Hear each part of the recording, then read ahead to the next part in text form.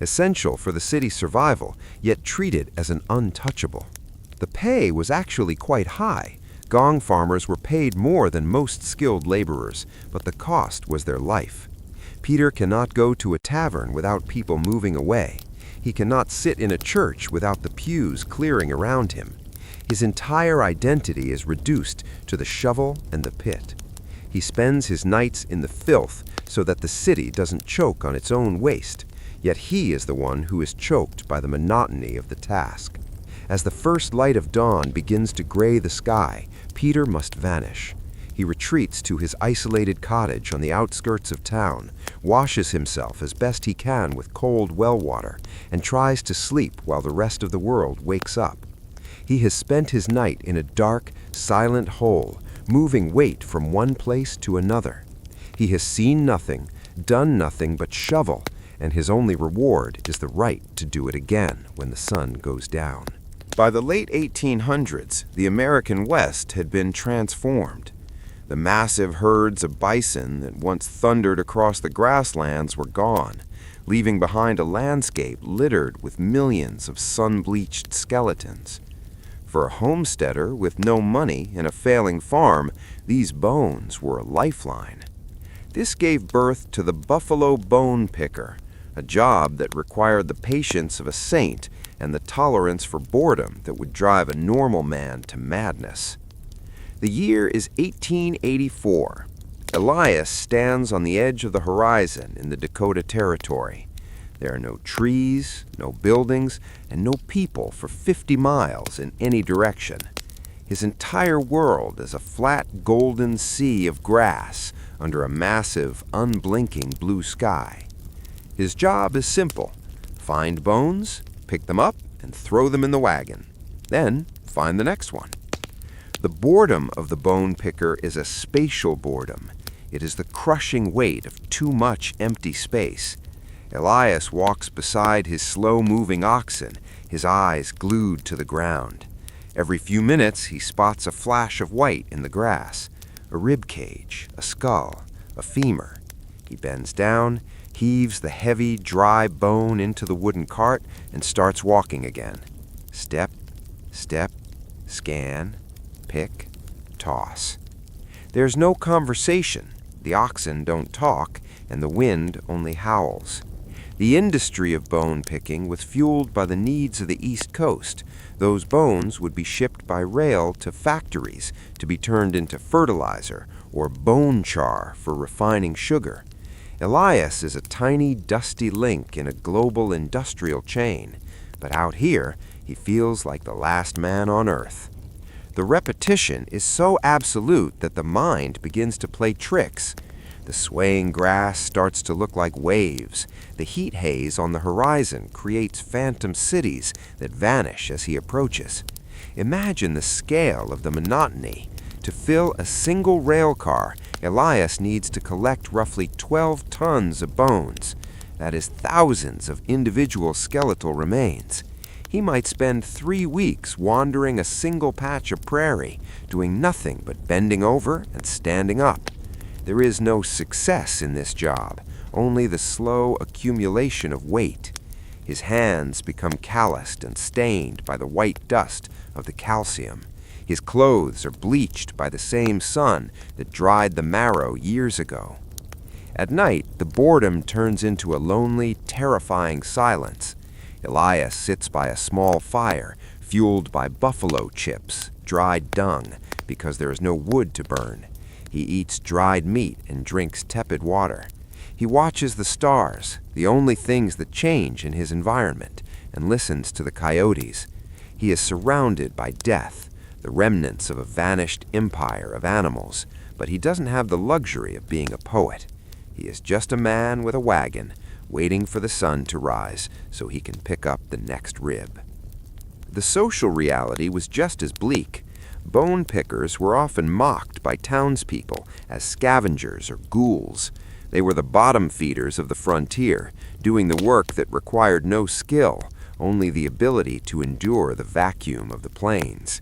Yet without them, the massive fertilizer industry of the 19th century would have stalled. As the wagon finally groans under the weight of a full load, Elias begins the long, slow trek back to the railhead. He has spent a month in a world without color, without voices, and without variety. He has turned a graveyard into a paycheck, one bone at a time. He isn't a cowboy, and he isn't a gold miner. He is a man who sold his time to the silence of the grass. As the Industrial Revolution turned London into a churning engine of coal and iron, the River Thames became its colon. It was a thick brown soup of slaughterhouse waste, raw sewage, and industrial chemicals. But for the city's poorest children, this toxic shoreline was their office. These were the mudlarks, and their job was a masterpiece of repetitive, filthy desperation. The year is 1862. 10-year-old Sam stands on the slippery banks of the Thames at low tide. He is barefoot. His trousers are ragged and caked in a permanent crust of gray silt, and he is waiting. The mudlark's schedule is dictated entirely by the moon and the tides. When the water recedes, it reveals a glistening, stinking expanse of mud. For the next 6 hours, until the tide rushes back in, Sam's entire universe is the 2 feet of ground directly in front of his toes. The boredom of the mudlark is the boredom of the scavenger. There is no strategy, no craft, and no movement other than the slow, agonizing crawl through the muck. Sam isn't looking for treasure. He is looking for fragments. He searches for bits of coal fallen from barges, old iron nails, scraps of waterlogged rope or bones. Occasionally, he might find a copper button, but usually it's just the debris of a city that throws away everything it doesn't want. Step, sink, reach, wipe, repeat. The mud is cold, so cold it turns Sam's feet a bruised shade of purple. It is also dangerous. Hidden beneath the surface are shards of broken glass, rusted metal, and the carcasses of drowned animals. Because he is bored and his mind is numb from the repetition, it is easy to lose focus. One slip, one deep cut in this bacteria-rich filth, and a mudlark could face an infection that would end his life within a week. But Sam cannot afford to be afraid. He can only afford to be bored. Imagine the sensory environment. The air is a thick blanket of coal smoke and the great stink of the river. The only sounds are the distant whistles of steamships and the slapping of water against the rotting wooden piers. Sam doesn't talk to the other mudlarks. They are competitors in a race for scraps. He keeps his head down, his eyes scanning the gray sludge with a mechanical, glazed intensity. He isn't a child playing by the river. He is a human filter, sifting through the city's vomit for a few pennies. The sheer lack of variety is what breaks the spirit. Every day is the same smell, the same gray mud, the same freezing water. There is no career path for a mudlark. You do this until you are too old, too sick, or you find a slightly less disgusting job in a factory. It is a life measured in ounces of coal and pounds of scrap iron. As the tide begins to turn and the brown water creeps back up his legs, Sam retreats. He has spent his day bent double, staring at filth, and his earnings for 6 hours of labor are barely enough to buy a loaf of stale bread. He walks away from the river, a small, shivering shadow of a human being, knowing that in 12 hours the moon will pull the water away again, and he will be right back in the mud, staring at the ground, waiting for a piece of coal to tell him his day has meaning. In the industrial towns of northern England and Scotland during the late 19th and early 20th centuries, a strange paradox existed. Factories required thousands of workers to be at their machines by 5 a.m. sharp, but affordable alarm clocks were neither reliable nor common. This created a demand for one of the most repetitive, quiet, and strangely lonely professions in history, the knocker-up. The year is 1905. The cobblestone streets of Manchester are shrouded in a thick yellow pea-souper fog. While the rest of the world is deep in REM sleep, Mary Smith is already at work. She isn't a factory hand or a weaver. She is a human alarm clock. Carrying a long, lightweight bamboo pole with a cluster of wire hooks at the end, she moves through the silence like a ghost. Her job is to walk miles of identical terraced housing and tap on windows until her clients wake up. The boredom of the knocker-up is the boredom of the vigil. Mary doesn't speak. She doesn't sing. To do so would wake the neighbors who hadn't paid her the few pence a week for her services. Instead, she lives in a world of rhythmic, muted sounds. Tap, tap, tap. Wait. Tap, tap, tap. She stands on the pavement, peering up at darkened glass. She must wait until she sees a movement, a flickering candle, or a face behind the pane to ensure the worker is actually awake.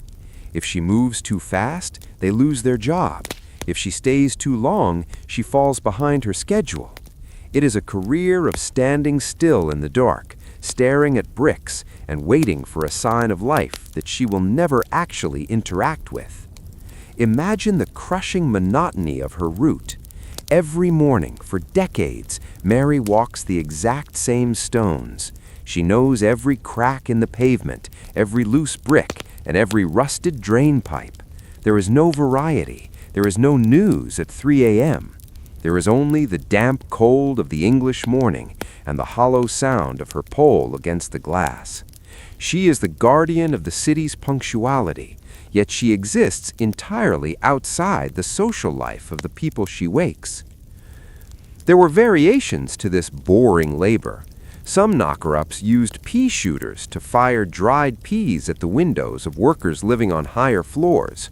Imagine the life of a man whose primary professional skill is blowing a pea through a tube at a window over and over, hundreds of times a night. It was a job that required zero intellectual engagement, but 100% physical presence. The most soul-crushing aspect was the social isolation.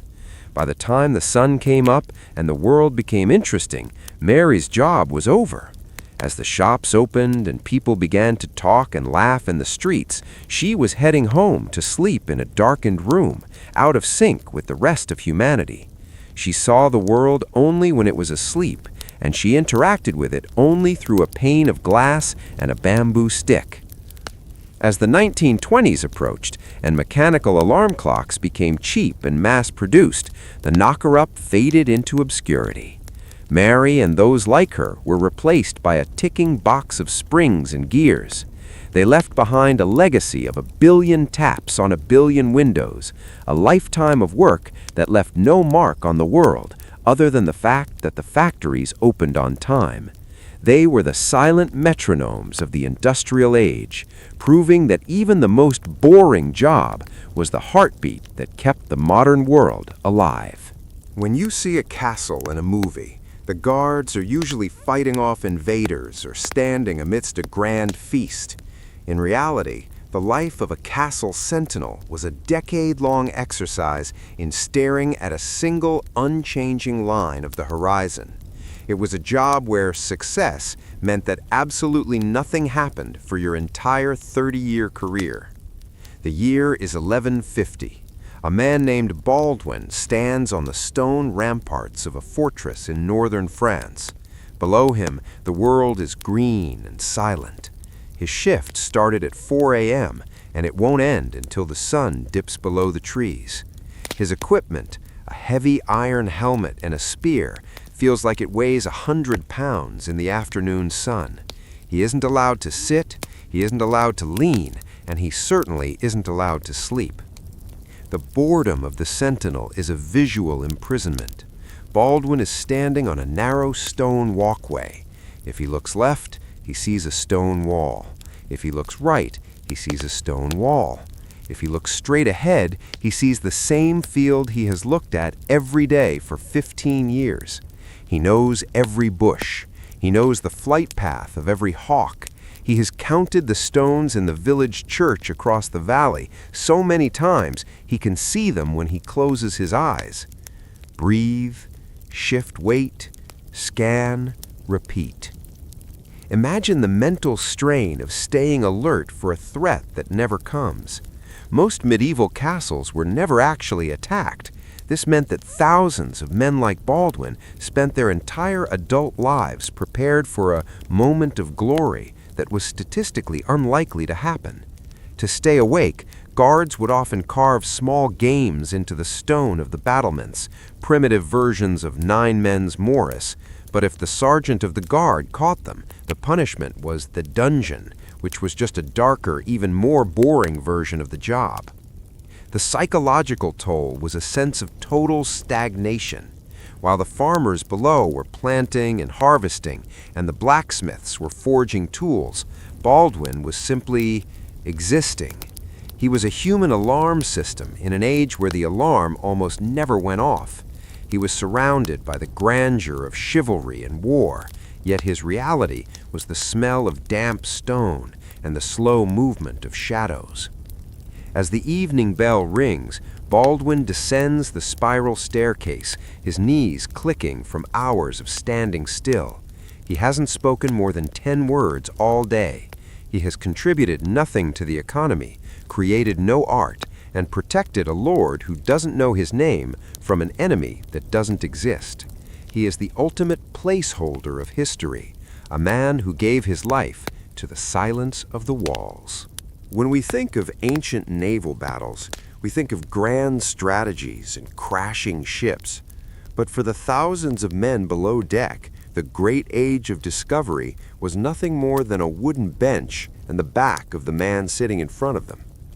The galley rower was a biological machine, a man whose entire life was reduced to a single, agonizingly dull movement performed in the dark. The year is 250 BC. Inside the hull of a Roman trireme, the heat is suffocating. There are no windows, only small ports for the oars. Marcus sits on a hard wooden bench that has been polished smooth by the sweat and friction of 1,000 men before him. He cannot see the sea. He cannot see the enemy. He cannot even see the sun. His entire visual world is the rhythmic swaying of the rower's back, 2 feet in front of his face. The boredom of the rower is a mechanical slavery. The pace is set by the hortator, a man who stands at the front of the rowing deck, hitting a wooden block with a mallet. Thump, thump, thump. Every thump is a command. Marcus must lean forward, dip the heavy oar, pull back with his entire weight, and lift. Lean, dip, pull, lift, repeat. Imagine doing this for 15 hours straight. In the Mediterranean heat, the air inside the hull becomes a toxic mix of salt, human sweat, and unwashed bodies. Because the rowers are packed so tightly together, there is no room to move, no room to stretch, and certainly no room for conversation. To break the rhythm is to cause a collision of oars that could break a man's arm. Therefore, Marcus must become a robot. He enters a trance-like state where his mind retreats deep inside itself to escape the physical reality of the bench. The physical toll of this boredom is permanent. Archaeologists who find the skeletons of ancient rowers often see rower's notch, deep grooves in the arm bones and thickened ridges on the ribs from decades of the same mechanical pulling. Their bodies were literally warped by the monotony.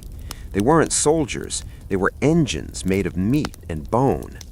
The most terrifying part of the job's boredom was the lack of agency. Marcus might be rowing toward a glorious victory or toward his own certain death at the bottom of the ocean, but he wouldn't know until the water started rushing into the hull. He spent his youth and his strength staring at a wooden beam, moving his arms in a circle, waiting for a mallet to stop hitting a block.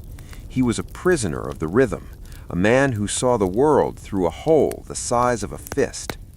By the time the ship finally docks, Marcus's hands are curled into permanent claws, his skin is caked in salt, and his ears are ringing with the sound of the hortator's hammer. He has traveled 100 miles, yet he has seen nothing but the sweat on another man's spine. He is the ultimate untraveler, a man who crossed the world without ever looking at it. While the fullers were treading in filth and the rowers were breaking their backs, the Roman upper class dealt with a different kind of boredom: social exhaustion. In the cutthroat world of Roman politics, a senator or a high-ranking official had to know everyone. But their minds were often too busy with power plays to remember the thousands of minor faces they met daily. This created the nomenclator, a slave whose entire existence was a biological database. The year is 55 BC. Marcus Tullius stands exactly 3 inches behind his master, a wealthy politician, as they walk through the crowded Roman Forum. Marcus doesn't carry a weapon or a heavy load. He carries names, thousands of them. His job is to stare at the oncoming crowd, and seconds before his master reaches a person, whisper that person's name, their father's name, their business, and a small personal detail into his master's ear. The boredom of the nomenclator is the boredom of the human memory bank. Unlike the physical labor of the rower, Marcus's work is purely mental and utterly repetitive. He spends his entire life studying the faces of the city. He doesn't look at the beautiful architecture of the Forum. He looks at noses, ear shapes, and hairline patterns. He doesn't participate in the conversations he facilitates. He is a ghost who enables his master to look charismatic. Scan, identify, whisper, repeat. Imagine the mental drain of being on for 16 hours a day. Marcus cannot zone out. If he forgets the name of a minor merchant who once lent his master money, it could be a social disaster. He is a man who knows everything about everyone, yet he has no identity of his own. He is the original Siri, trapped in a human body in an age of marble. He follows his master to banquets, to the baths, and to the Senate. He stands in the corner of rooms for hours, doing nothing but watching faces and waiting for the moment he needs to speak a single word. The psychological weight comes from the second-hand life. Marcus hears the most important secrets of the Republic, but he cannot act on them. He witnesses the greatest speeches in history, but they aren't meant for him. He is a filter through which the world passes, but nothing ever sticks to him. He is the most knowledgeable person in the room, yet he is legally considered property. As the sun sets and the master returns to his villa, Marcus's brain is humming with the data of 500 people. He is exhausted, but it's a dry, hollow exhaustion. He hasn't moved a stone or rowed a boat, but his mind is a tangled web of other people's lives. He will go to his small room and study rolls of parchment containing lists of new arrivals to the city, memorizing more faces for tomorrow. He is a man who has forgotten his own family's names because his head is too full of the names of strangers. In the heart of Rome stood the Temple of Vesta, where a sacred fire was kept burning at all times. If the fire went out, it was believed Rome would fall. While the Vestal Virgins were the high-profile stars of this ritual, the temple attendants were the ones who actually did the grunt work of keeping a fire alive for decades. The year is 120 AD. Lucia sits in a stone-walled room adjacent to the main altar. Her job is simple. She watches the wood. She doesn't pray, she doesn't sing, and she doesn't interact with the crowds. She is the human censor. She ensures that the fire is fed at the exact right moment, not too much to cause a flare-up, and not too little to let it dim. The boredom here is the boredom of monastic vigilance. It is a silent, flickering existence. For 8 hours a shift, Lucia stares at a pile of glowing embers. She cannot read, she cannot talk, and she cannot leave the room. The rhythm of her life is the slow, deliberate movement of a log being placed on a hearth. Watch, stoke, feed, wait. The sensory environment is a trap. The constant low-level heat makes her drowsy.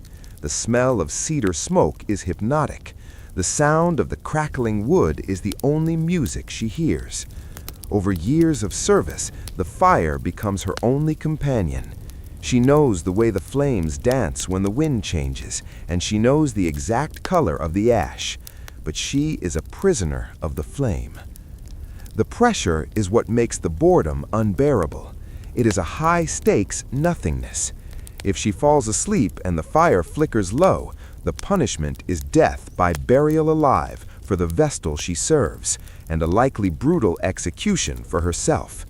So she sits in the heat, blinking against the smoke, staring at the same red glow for 30 years. She is the human thermostat of the Roman Empire, a woman whose life was consumed by a fire that never grew and never died. In ancient Egypt, the entire civilization lived and died by the Nile. If the river rose too high, it destroyed the villages. If it stayed too low, the crops failed and the people starved. To manage this, the pharaohs built Nilometers, deep stone wells connected to the river. But these weren't automatic gauges. They required the Nilometer guardian, a man whose entire life was dedicated to watching water move by fractions of an inch. The year is 150 BC. Hapu sits in a dark, damp stone chamber carved into the side of a cliff near Memphis. In front of him is a vertical stone column marked with precise cubit measurements. His job is to sit in the silence and the humidity, staring at the point where the dark water meets the stone. He doesn't farm, he doesn't trade, and he doesn't build pyramids. He is a human clock, measuring the pulse of a river. The boredom of the Nilometer guardian is a static eternity. During the dry season, the water barely moves. Hapu might sit for 12 hours and see the water level change by the width of a fingernail.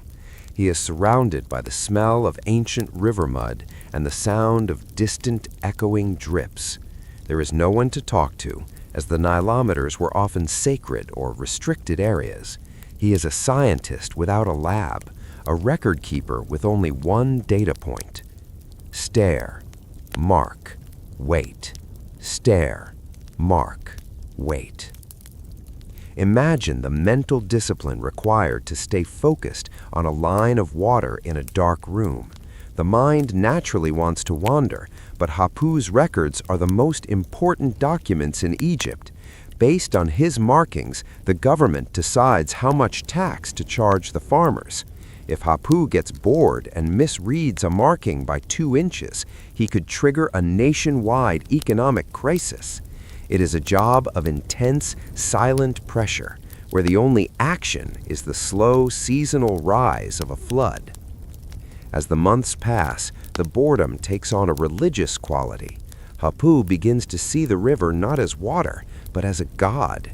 He memorizes the patterns of the ripples and the way the light from his small oil lamp reflects off the surface.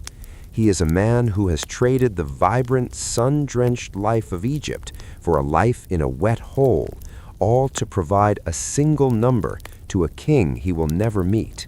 He is the guardian of the flood, a man whose life is as slow and inevitable as the river itself. While the chief embalmer in ancient Egypt was a high priest performing sacred rites, the shroud weaver was the person who spent decades in a windowless room, performing the most repetitive textile work in human history. To wrap a single royal mummy, miles of linen bandages were required, and every single inch had to be spun, woven, and cut by hand. The year is 1350 BC. Merit sits in a workshop filled with the fine dust of flax fibers. Her world is a wooden loom and a pile of raw linen. While the rest of Egypt is celebrating festivals or building monuments, Merit is moving a wooden shuttle back and forth. Swish, thump, swish, thump.